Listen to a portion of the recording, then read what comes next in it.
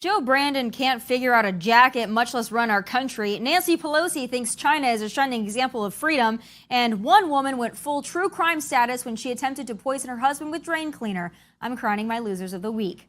Then he's a rock star and a good friend of mine. Jeremy Popoff of Lit joins me on set. And last but not least, you know I have some final thoughts. Plus, a couple four-legged friends help me celebrate my dirty 30. That's all next, and the show starts now.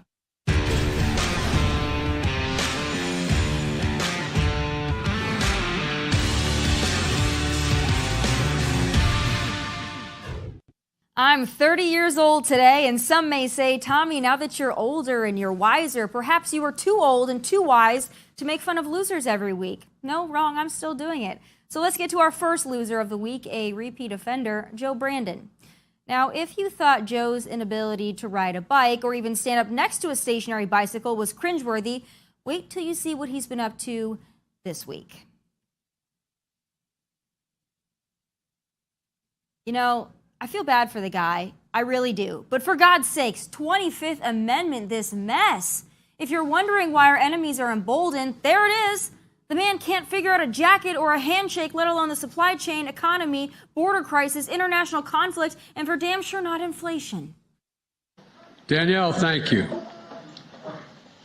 Before I begin today, I want to say a word about the news that came out today relative to the economy.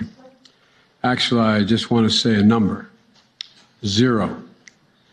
Today, we received news that our economy had 0% inflation in the month of July. I don't know what chart you're reading, buddy, but inflation is definitely not at 0. Inflation is actually at about 8.5%, but good try. The worst part is, guys, I don't even think he's trying to fool us. I think he's just a fool himself, like he actually has no freaking clue what's going on. But that is not the case with my next loser, who said exactly what she meant. Joe Biden is slipping, but Nancy Pelosi is just Freudian slipping. Take a listen. China is one of the freest societies in the world. Don't take it from me. That's from Freedom House. Her people quickly jumped in to clarify. She actually meant to say Taiwan instead of China. Yeah, sure, you got it. That's called a Freudian slip. But Nancy is no stranger to slips of the tongue. How do you think her husband Paul's stock portfolio became so robust? But speaking of getting caught in the act, a dermatologist out of Irvine, California has been accused of attempting to poison her husband with drain cleaner. Emily Yu has allegedly been slowly trying to kill her husband of 10 years by pouring drain cleaner into his drink. Now, her husband set up a security camera in the home after suspecting his wife was doing something like this for an undetermined length of time. From the footage, it looks like he caught her in the act, and she was arrested and then released. It's California, of course, and now faces a simple restraining order. You know, that wife did what so many only fantasize. I mean, joke about doing, but dang, lady, if you can't stand him that much, put the drain cleaner down and just get a freaking divorce. But those are my losers of the week. And still ahead, Jeremy Popoff of the band Lit joins me in studio. Stick around. Well, if you have ears, you've heard the legendary song My Own Worst Enemy, courtesy of my next guest and his band Lit. The band has 7 studio albums and no shortage of punk rock bangers. Joining me now is my friend Jeremy Popoff. Jeremy, hello. You've been in my studio before I was even here. So I'm glad I can actually have you back on the show in the actual seat. This has been a long time coming. Well, thank you. I have to tell people about kind of how I met you. I think this was the second time I'd ever seen you in life. We were at a little place called Doghouse here in Nashville during COVID. We were watching college football. The place was packed. So we go to your brother's house. And then a little weird thing happened where your brother got arrested in his own home or right outside of his own home for having more than 8 people in his own freaking home. Yeah, it was, that was one of a small handful of things that made us move from Nashville out to Williamson County. Because it just was the most bizarre thing I'd ever been a part of. But it was that night, yeah, we were all out at Doghouse. There was probably 200 people there. You know, and it was when we had curfews at the bars and everybody had to go home at 10 o'clock or 11 o'clock or whatever it was then. And so we were like, well, let's go back to the house, you know? And it was just a small handful of us that were sitting together already. And AJ, my brother, and his wife, Andy Jo, had just got their house. So they're like, oh, let's do it at our house this time. It's always at your house. All right, cool. And that was a time, if you remember, where they were like starting to... they were like incentivizing neighbors to like rat out their neighbors. It is the weirdest thing. They used to do that in California with sprinklers. Like they would be like, if your sprinklers are on at your neighbor's house, call us and we'll give you $100 or whatever it was. But and that's what happens. One of his neighbors, there was probably 6 of us inside and maybe another 6 outside on the deck. Indoor, outdoor. Yeah. It was outside with a fire pit. It's a big house. We're not talking like we're in like a little trap house. Right. Okay, we're in a big house. Right. And the neighbors, by the way, obviously had Biden signs in their yard. Obviously not smart to start with, but they did. They called, and it was such a weird assortment of people. It's almost like it was out of a sitcom. So you got you and your brother. I'm there. Clay Travis is there. Michael Ray is there. Gavin DeGraw is there. And that was the weirdest part of the night. When the police came, we all went outside because we couldn't believe what was happening. Like, how could this possibly be? Like, we did nothing. There's no drugs here. There is no loud music. Yeah. It was simply because there were more than 8 people, and our illustrious mayor, John Chicken Cooper, put out that decree that you couldn't have more than 8 people in your own home. So the police show up, and we thought this was a freaking joke. I was ready for him to start stripping and singing songs and stuff because it was that surreal and that ridiculous. But the other thing too is it was post Thanksgiving, kind of before Christmas, in that little area, and I think everybody, including some of the cops, thought that was just a temporary like thing for Thanksgiving. Like, hey, we don't want you to have 30 people for dinner. Like, we're in a pandemic. Blah blah blah. Even still, a lot of people were like, hey man, it's my house. I'll have my family over if I want. Yeah, no kidding. But it was super surreal. So anyways, he was arrested technically. They didn't take him in, but it was a misdemeanor, and he had to go to court, and he had to do community service, and he had to hire a lawyer and the whole deal. And it was pretty bizarre. Reminding people, this is because he had more than 8 people in his own home. This is for nothing else beyond that. And we went outside. I mean, I'm a big supporter of law enforcement, so I thought, listen, this mayor, he's already been going around harassing all the bar owners in town, the mask police, all this. I thought, these officers, they don't want to be doing this. They're sent by the mayor. Right. They have to do their job. And then we spoke to the officers, and they're like, oh no, they wanted to be there. I don't know if they were incentivized by it, but then it gets even weirder because we had to shut all the shades. We find out that they were actually in the backyard trying to record over the fence. They let themselves in the back fence to record us having more than 8 people. Yeah, it was the backyard thing was definitely like, whoa, guys, that's a little crazy.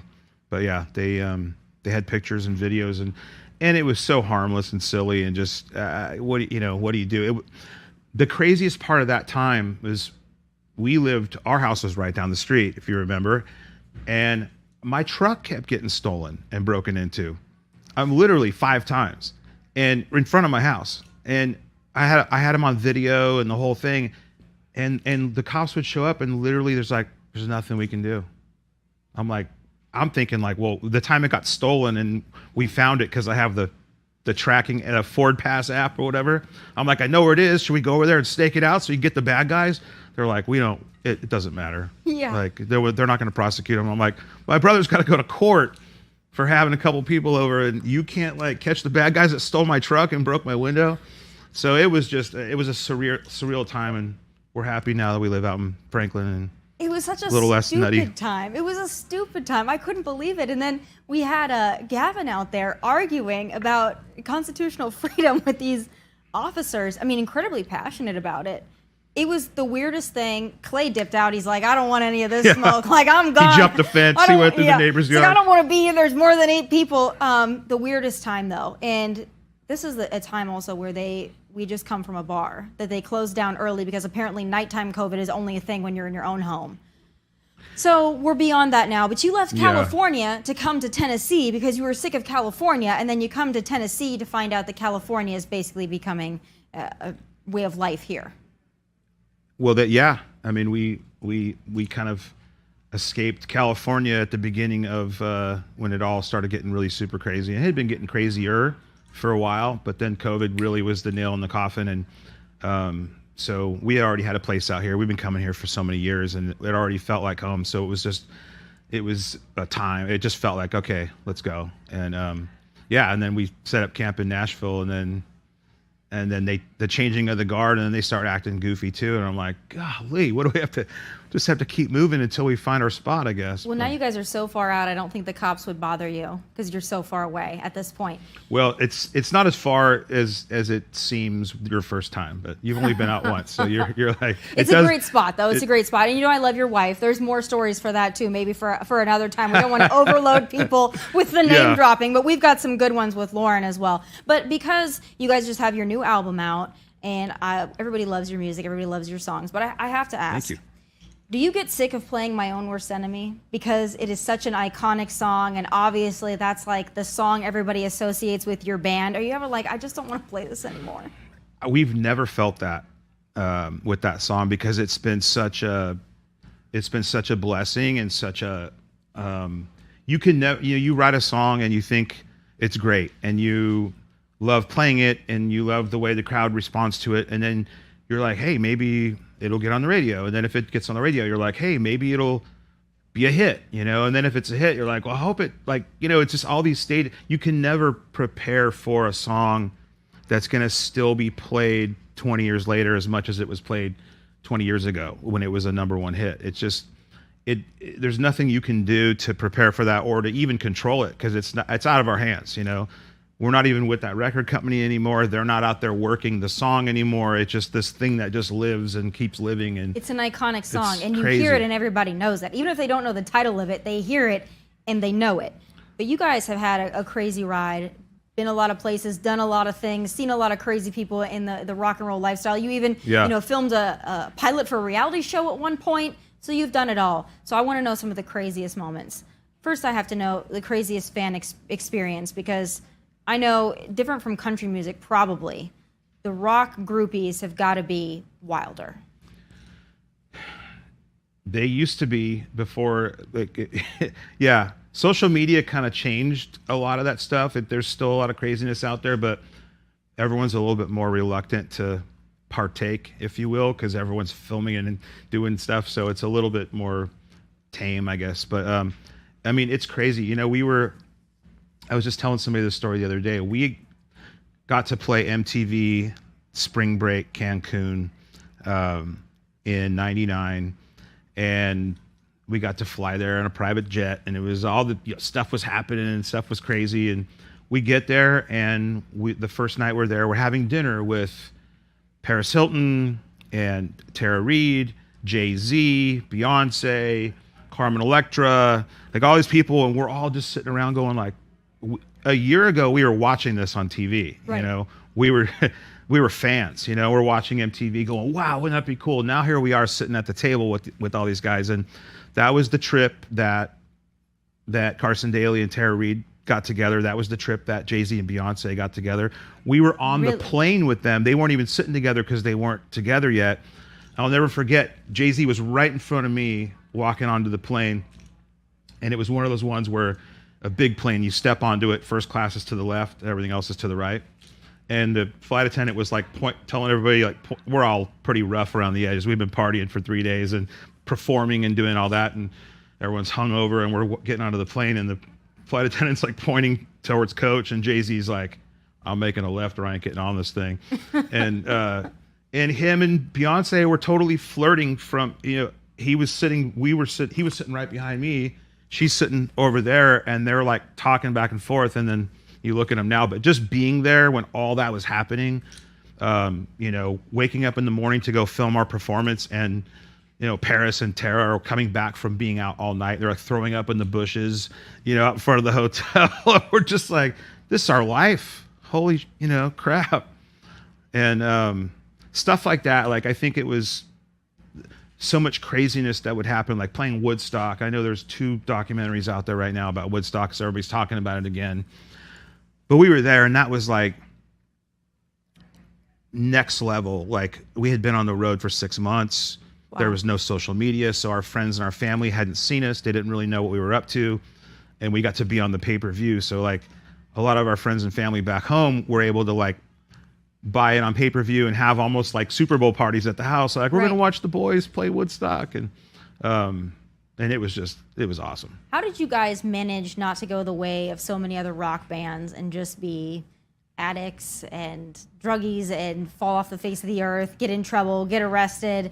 You guys have kept a pretty clean image that I know of, other than the arrest, of course, for the 8+ people in your home. Other than that, though, you wouldn't think it, because people look at you and first of all, they probably think a lot of things looking at you.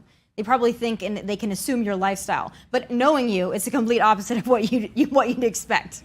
I mean, we definitely tear it up from time to time, and we, I think it was just never our scene, We were always pretty good kids that just had a passion for rock and roll and music, and that's what brought us together in the first place. We, AJ and Kevin, our bass player, we all met in junior high, and it was one of those things where we saw Kevin down the hall, and 7th grade, he's wearing a Van Halen t-shirt, and I was wearing an Ozzy shirt. I was like, hey, we like heavy metal, let's be friends, and we were fans of music. That's what brought us together. That's what keeps us together. And I think that, we like to drink beer and make up songs and go play live. And that was our thing. It never really, we've done silly things, but that was never our lifestyle. Right. Well, you have a new album out. Where can people find it, and where can they hear your new stuff? That's a good question. I don't know. Where do they have albums? Well, they can hear it all over everything. Yeah, you guys are touring right now. We're touring. You can go to Spotify and go to Apple Music, anywhere that you get music. It's there. We're out on the road. We have got vinyl and CDs with us, and yeah, we're pumped. We managed to make a new lit record that sounds like classic old lit. So if you like My Worst Enemy and Miserable and Ziploc and Over My Head and songs from that era, the new record is very much more in that vein. And we were really focused on trying to make a fun rock and roll anthemic record that doesn't talk about viruses and politics and recessions and stuff. It's a turn it up loud and hang out with your friends and have a few cocktails kind of record. Well, I'll let you know, my wedding, when JP and I are announced, that is the song we'll be listening to, is My Own Worst Enemy. That will be our anthem. And I already said it. I said, set in stone, this is what it is. And JP said, is that appropriate for a wedding? And I said, it absolutely is appropriate for a wedding. And you and Lauren are going to be there, and you guys are going to be at my birthday tonight. And I don't know if you're going to see, but we're bringing in a couple of dogs here pretty soon. So I'm going to do my best to have you adopt another dog as well. Well, we're suckers for dogs, so let's see these little guys. All right. Thank you so much, Jeremy. Thanks, Tommy. And happy birthday. Thank you so much. I will see you tonight, and we'll have a lit good time. All right. We'll probably play My Own Worst Enemy. But guys, don't forget, you can catch the full episode on Outkick.com as well as our socials, but we have exclusive content on Outkick.com. But up next, Hillary just won't go away, and now she's taking her desperation to new levels. My final thoughts are next. In a pathetic attempt to resurrect herself and her political future from the dead, Crooked Hillary is using the Mar-a-Lago raid to hawk cheap merchandise. It's time for final thoughts.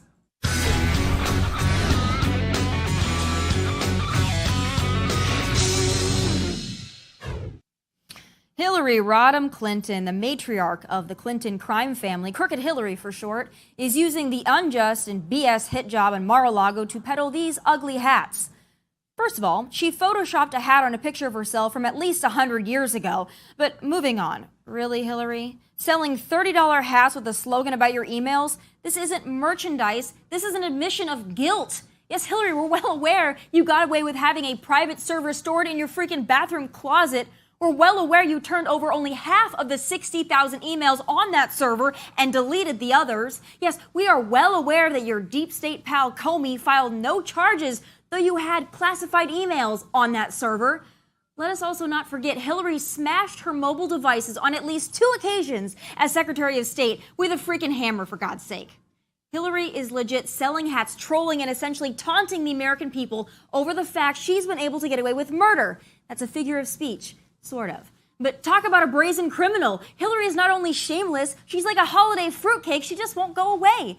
Just when we think we've gotten rid of her, boom, she pops back up like a Sanderson sister in Hocus Pocus.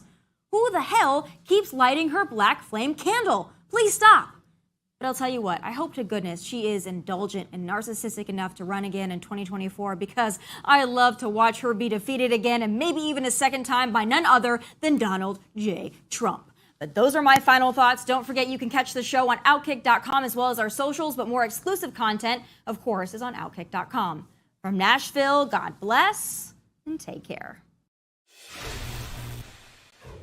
All right, in honor of my 30th birthday, I want to give back, because nothing is more important to me than making sure that these wonderful dogs are rescued. I'm a big advocate for Adopt, Don't Shop, and I'm partnering today with the Nashville Humane Society because we've got a couple of dogs that need a little bit of love. So if you're in the Nashville area or willing to travel to the Nashville area, please come get these beautiful dogs. We have here Adriana. Yes, so she's a 10-month-old boxer mix, and she's so excited to be here. She's She's so such happy. a people person. Yeah, she really is. And thank you for bringing toys for her, because that's her weakness. She loves playing tug of war. She loves playing fetch, and she really is a sweet She is girl. a very sweet dog, and she's about to get your shoes. Yeah. If she doesn't get a toy in her Everything's mouth. a toy. So tell me her story. How did she end up at the shelter? Okay, so we rescued her from an outer county shelter, a rural shelter that has time limits and stuff like that, and they were Right. overcrowded. So we got her from that shelter, and now she's at Nashville Humane Association. Now she's here with you, and hopefully the next step is a forever home with one of her new stuffed toys. Oh, what kind of family would be ideal, or what kind of person would be ideal? Okay, since she's 10 months old and still so active, she would do good with an active owner, and maybe in a family that's got a fenced backyard, and with older kids, just because that tail of hers, it wags, and if it's Right. at the same level as the kid, it wouldn't like it. But she is just so friendly and gets along with other dogs, that she would be great if you're looking for another friend for your dog too. She is so sweet and so happy, and she needs a forever home. That's always the goal when you have these situations. I don't know how you are able to not adopt or foster every single one of them, because I would take them all if I could. They are so sweet, and she's only 10 months old. Only 10 months old, she's still a baby. So she's as tall as she's gonna get. She may gain a little bit more weight, but this is pretty much Adriana. And you had mentioned it when she first walked in, you fell in love with her brindle coat. Yes. And to everyone out there, it's so soft. You really It gotta is. come It's visit soft. her and just pet her. And she's not a shedder, really. Not really, I mean, Yeah. a little bit, but you No won't more than notice my it. Just- Chihuahua. Yeah, wear black all the time, you'll be fine. Good baby. All right. Well, we're going to get her a home, a forever home, because that is my mission. My 30-year-old mission today is to make sure we find somebody, because I know that there are a lot of people with land in Nashville that would love to have a dog to just run around, have a great time, and have fun. But we have another dog, too, that also needs a home. So we're going to introduce you guys to Tramp. That is next. All right, we have another dog that needs a home. Again, if you're in the Nashville area and you're looking for a wonderful dog, maybe a dog by the name of Tramp, we certainly have that here today, and he is at the Nashville Humane Society. Please tell me what kind of dog this is, because I have never seen such a unique animal in my life. He is the most handsome dog ever. He is a large mixed breed terrier mix, wire hair, and he's got this gorgeous brindle coat. And he is just the friendliest boy ever. He's also our longest resident at Nashville Humane. So How long has he been there? He's been with us over 2 months, and it Aw. really doesn't make much sense. Like this guy, he's potty trained. He gets along with other dogs. He's fine around cats. He likes kids. He's just a good dog. He is active though. He is. He wants to get and play in Yeah. here so bad. He wants to run around the set and maybe go get some moonshine. He's having fun in Nashville. But you said he's potty trained. He's good with kids.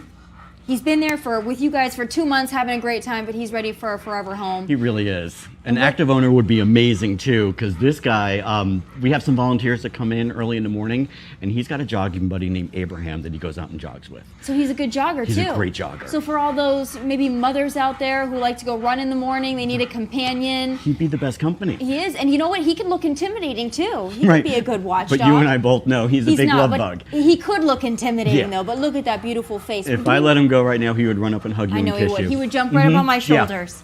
So where can my viewers go to not only see Tramp, but see Adriana?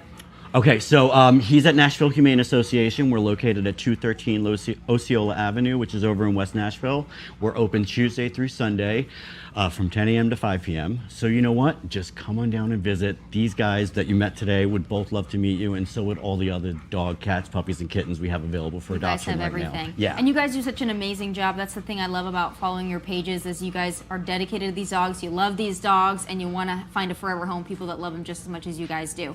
So if you guys are interested, make sure you go check out Adriana and Tramp because they need a forever home, and that forever home could be yours. Remember, adopt, don't shop. Rescue dogs are the best out there. I say this from personal experience.